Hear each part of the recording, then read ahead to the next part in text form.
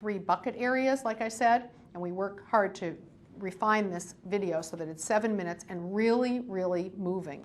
Next, a live testimonial. Someone gets up and talks about how your organization changed their life. In our case, we had about 10 kids from the choir, and we didn't want to give them the microphone, so we had a wonderful lady who asked them 3 questions. They were all up in front of the room in their little uniforms. She said, "What do you like about going to the school?" "Oh, I love my teacher. I love the hugs I get. I love my hot breakfast." "And what's your favorite subject?"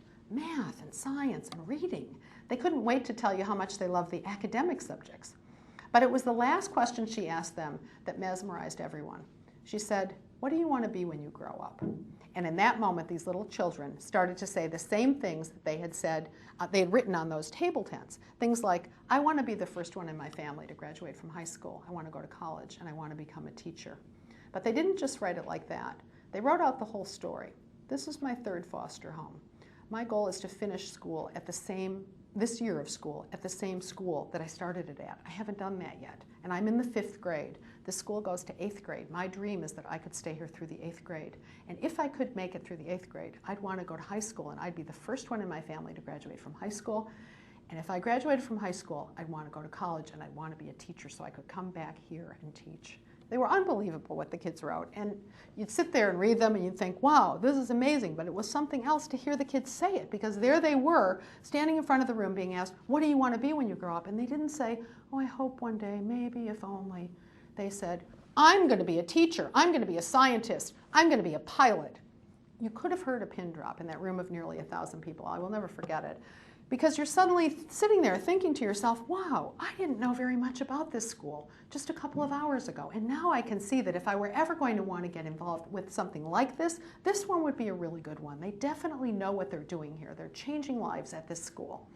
In other words, you are about as ripened fruit as you are going to be at this 1 hour. Time for the last element of the program, what we call the pitch.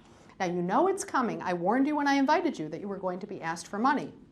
So now you're thinking to yourself, what are they going to do, and what am I going to do? How are they going to ask, and what am I going to do? The pitch person needs to be what we refer to endearingly as a credible school teacher-like person. Credible in that they are truly linked to your mission. School teacher-like in that they will follow a script.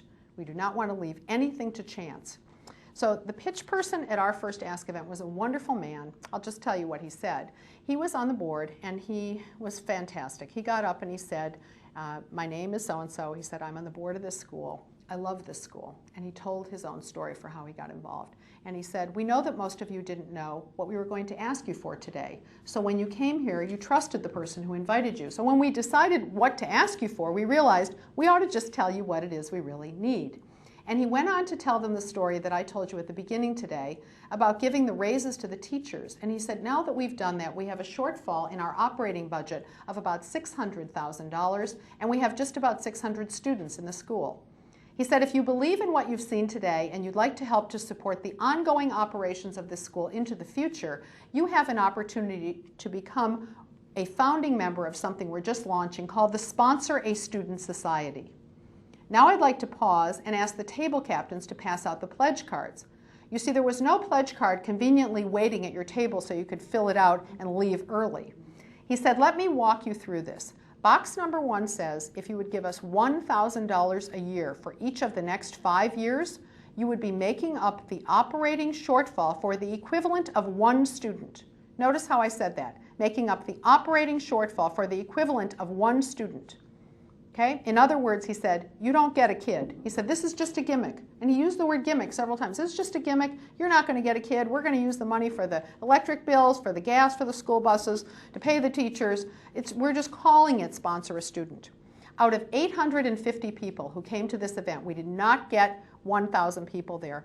115 of them checked that box.